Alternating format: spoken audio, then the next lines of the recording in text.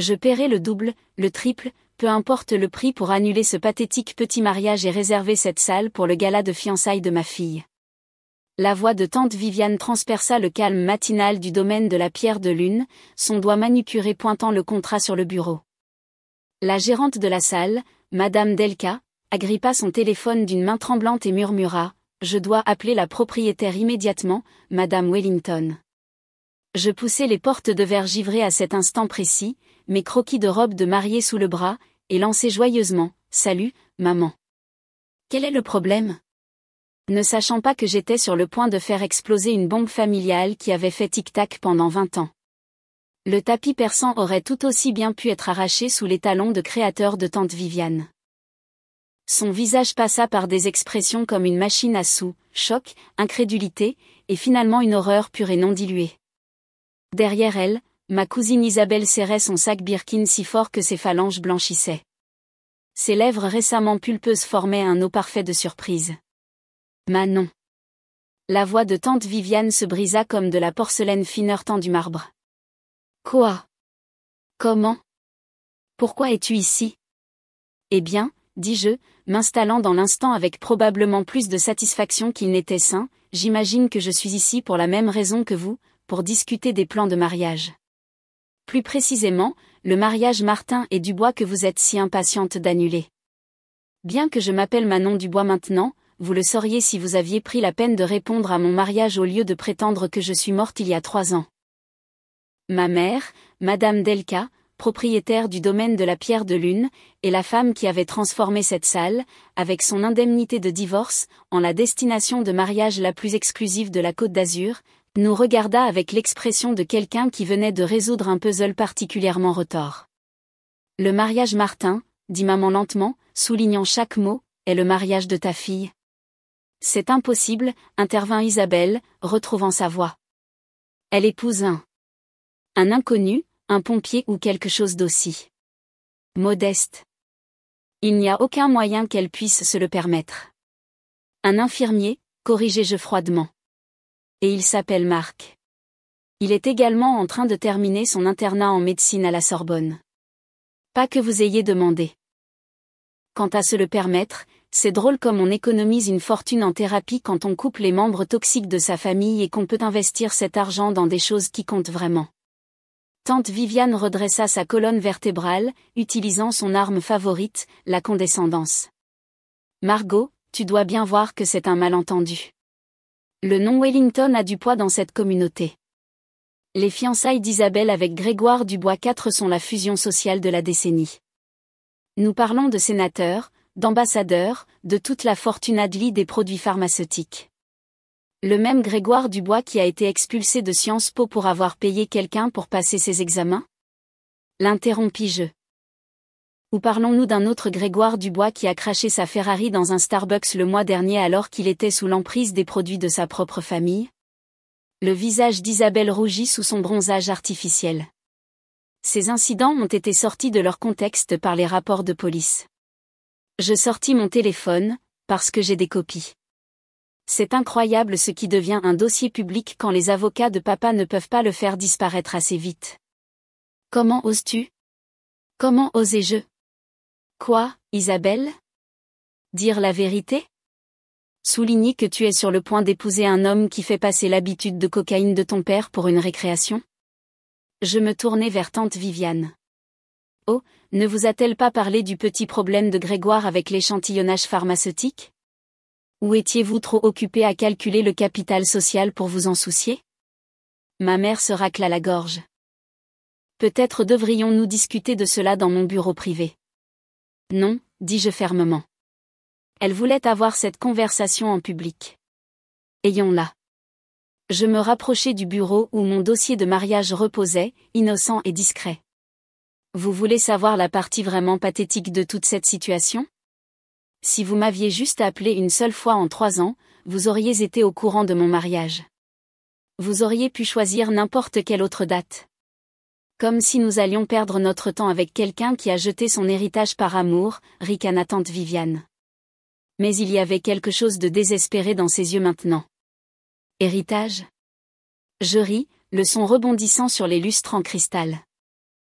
Vous voulez dire l'héritage d'épouser pour l'argent et de mourir malheureuse? L'héritage des pilules sur ordonnance au petit déjeuner et des liaisons à midi? Cet héritage-là? Au moins, nous avons maintenu la réputation de la famille.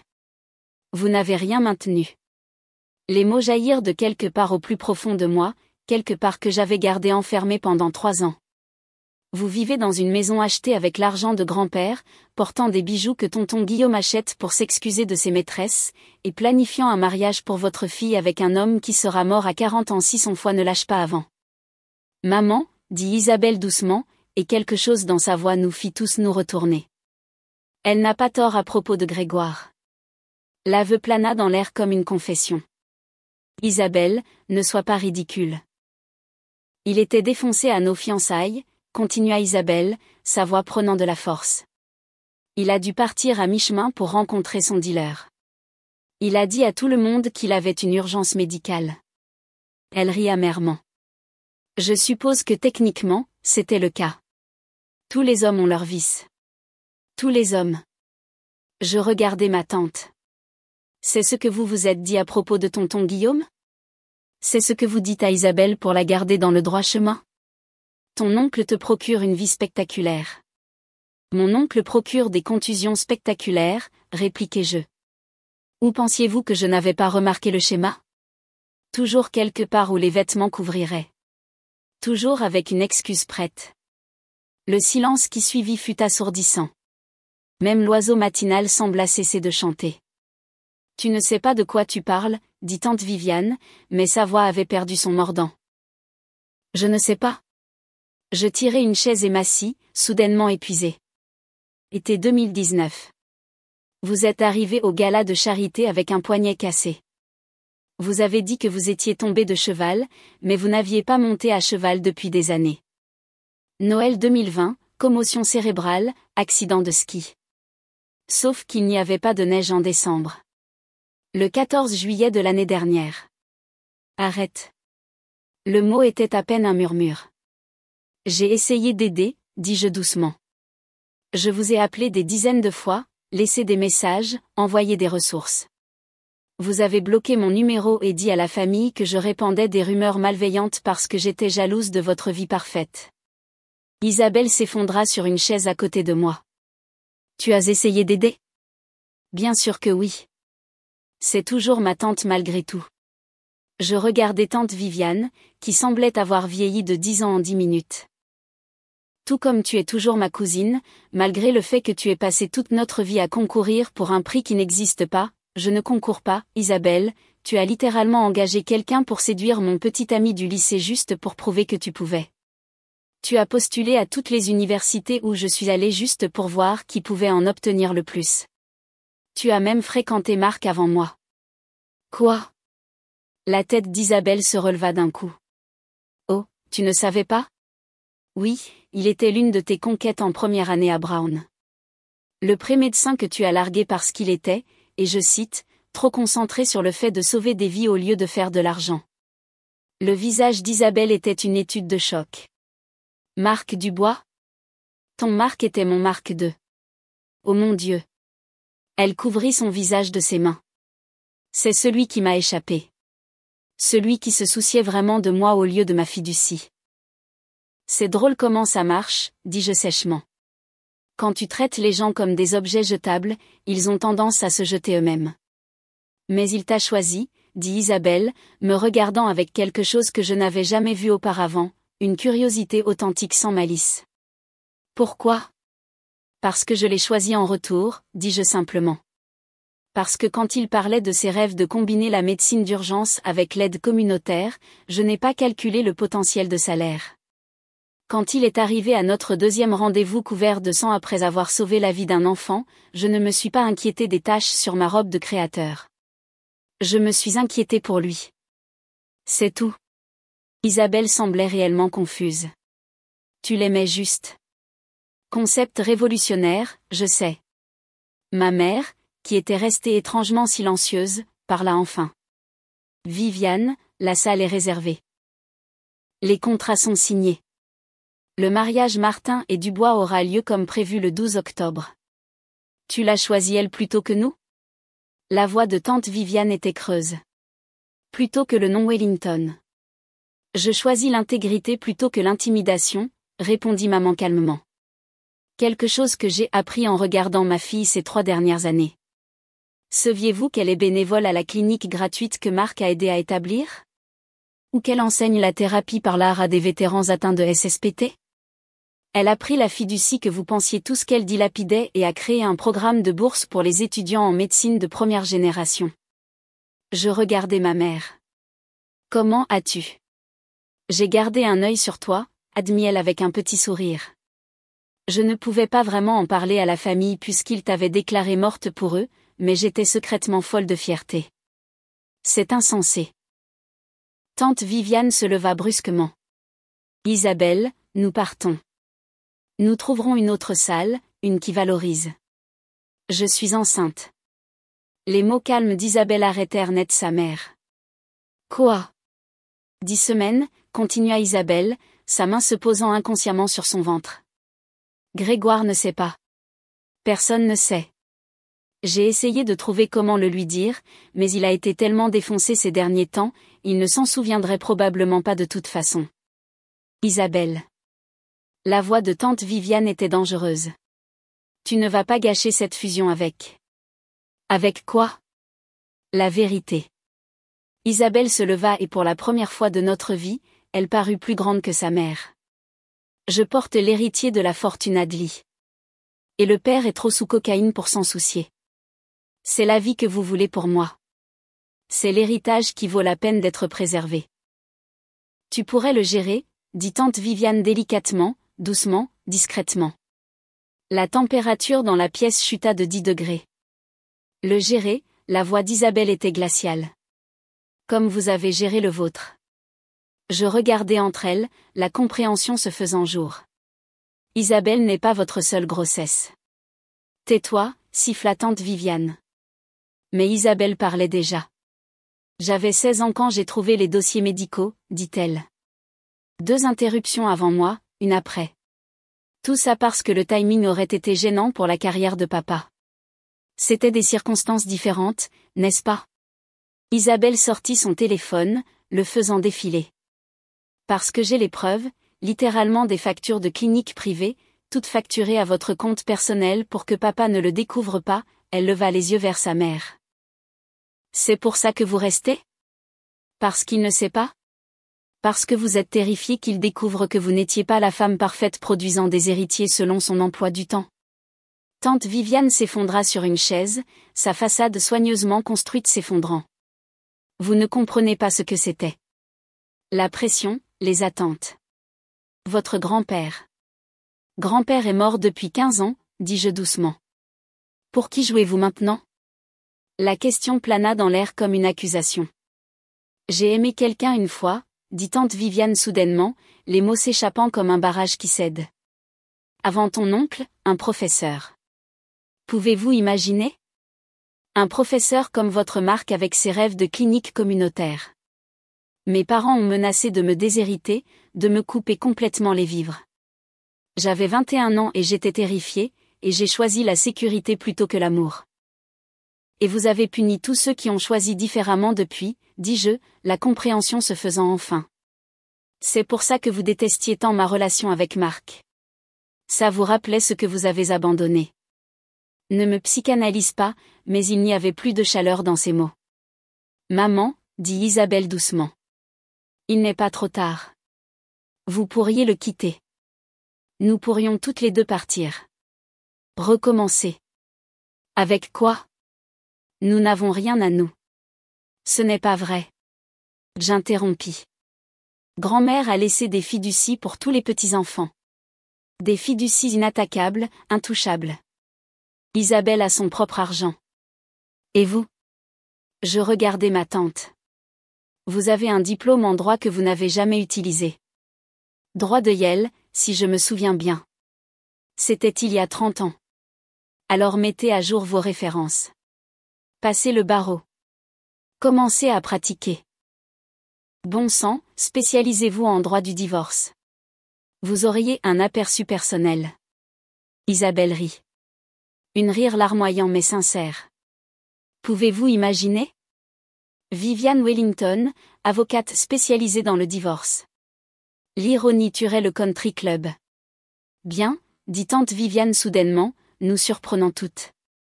Laissez-les s'étouffer avec. Nous la regardâmes toutes.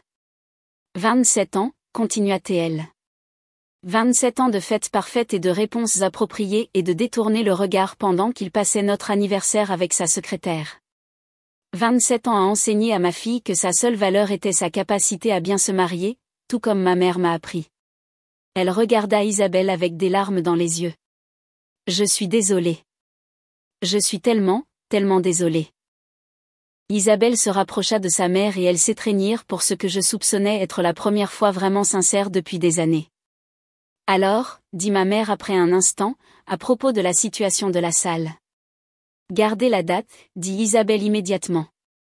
Manon en a besoin pour son mariage, son vrai mariage avec quelqu'un qu'il aime vraiment. Et toi, demandai-je. Je vais devenir mère célibataire, décida Isabelle. Trouver mon propre appartement.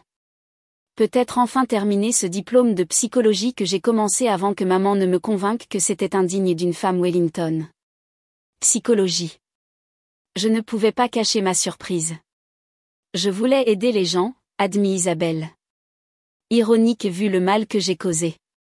Il n'est jamais trop tard pour changer de direction, proposai-je. Non, tante Viviane acquiesça, se tenant plus droite. Ce n'est pas le cas. Elle se tourna vers ma mère. Margot, je m'excuse pour mon comportement d'aujourd'hui. C'était inadmissible. Excuses acceptées, dit maman avec grâce. Nous faisons tous des choses désespérées quand nous avons peur. Manon. Tante Viviane se tourna vers moi. Je te dois plus qu'une excuse. Je t'en dois 20 ans. Mais peut-être. Peut-être pourrions-nous commencer par un café. J'y pensais, aux années de douleur, aux mots cruels, aux exclusions délibérées, mais je pensais aussi à Marc et à son infinie capacité de pardon. Sa conviction que les gens pouvaient changer si on leur en donnait la chance. Café, acceptai-je. Mais dans un lieu public avec des témoins et peut-être un médiateur. C'est juste. Tante Viviane esquissa presque un sourire. Puis-je? Isabelle commença puis s'arrêta. Serait-ce étrange si je venais à ton mariage? Pas pour te voler la vedette ou concourir ou toutes ces vieilles bêtises, juste pour célébrer avec toi. Tu as fréquenté le marié, fis-je remarquer. Pendant environ 3 semaines il y a 12 ans, dit Isabelle, et j'ai été horrible avec lui. Peut-être pourrais-je m'excuser. Apporter un très joli grille-pain comme offrande de paix malgré tout. Je ris. Nous n'avons pas besoin de grille-pain. Mais tu pourrais apporter ces brownies tueurs que tu faisais. Ceux avec le sel de mer. Tu te souviens de cela? Isabelle, j'essaie de recréer cette recette depuis 10 ans. C'est la seule chose que tu aies jamais faite avec laquelle je ne pouvais pas rivaliser. J'en ferai une triple fournée, promit-elle. Et j'apporterai des copies de la recette. Plus de secrets. Plus de secrets? Tante Viviane acquiesça. Alors qu'elles rassemblaient leurs affaires pour partir, non plus en colère, mais avec détermination, Isabelle se retourna. Manon, cette chose que tu as dite à propos de Marc combinant la médecine d'urgence avec l'aide communautaire. A-t-il besoin d'aide? Je veux dire, j'ai tout cet argent que je n'utilise plus pour planifier un mariage avec un toxicomane, et les services de psychologie pourraient être utiles en santé communautaire. Je souris. Je lui demanderai. Il aimerait probablement l'aide. Après leur départ, maman et moi restâmes dans le calme de la salle, la lumière du matin filtrant à travers les fenêtres où ma réception de mariage aurait bientôt lieu. C'était, commença maman. Intense, attendu depuis longtemps, complètement fou. Curatif, finit-elle. Douloureux, mais curatif. Tu penses qu'elles vont vraiment changer? Je pense qu'elles vont essayer, dit maman. C'est plus que ce que la plupart des gens font. Mon téléphone vibra. Marc envoyait son habituel message matinal, je sauve des vies et tu me manques. Rappelle que je t'aime plus que le café, ce qui veut dire quelque chose à 5 heures du matin. J'ai hâte de t'épouser dans 10 semaines. Je le montrai à maman qui sourit. Il est vraiment parfait pour toi. Parfaitement imparfait, acquiesçai-je. Il laisse ses chaussettes partout et ne sait rien cuisiner à part des ramen. Il travaille des heures folles et rentre à la maison couvert de fluides corporels d'autres personnes. Il ne figurera jamais sur la liste Forbes ou ne nous fera pas entrer au country club. Mais il me fait rire jusqu'à ce que mon ventre me fasse mal. Il me tient la main pendant les films d'horreur même s'il a plus peur que moi. Il croit en l'amélioration du monde, impatient à la fois. Et il m'aime. Me aime vraiment. Pas le nom Wellington ou la fiducie ou les connexions sociales potentielles. Juste moi. Mais ça vaut tout, dit maman doucement. Tout, acquiesçai-je. En quittant la salle, mon dossier de mariage bien rangé sous le bras, je pensais à la famille, celle dans laquelle nous sommes nés et celle que nous choisissons. Parfois, elles se chevauchent. Parfois, elles sont si séparées qu'elles pourraient exister dans des univers différents. Et parfois, lors de rares matins dans des lieux inattendus, elles se rencontrent et créent la possibilité de quelque chose de nouveau. 10 semaines avant d'épouser Marc. 10 semaines avant que nos familles, biologiques et choisies, ne se réunissent dans cet espace pour célébrer l'amour plutôt que la commodité, le bonheur plutôt que le statut, la vérité plutôt que les façades. Ce ne serait pas le mariage mondain de l'année. Il n'y aurait ni sénateur ni ambassadeur. Grégoire Dubois IV ne serait certainement pas là, mais il y aurait ma mère, fière et présente. Il y aurait la famille de Marc, bruyante et aimante et complètement indifférente au pédigré. Il y aurait nos amis de la clinique, les vétérans de mon groupe de thérapie par l'art, les autres étudiants en médecine devenus nos frères et sœurs de choix. Et peut-être, juste peut-être, il y aurait une tante apprenant à vivre authentiquement pour la première fois en 3 décennies, et une cousine découvrant qui elle était au-delà des attentes de sa mère. Ce n'était pas la réunion de famille que quiconque aurait prédite, mais encore une fois, les meilleures choses de la vie se déroulent rarement selon les plans.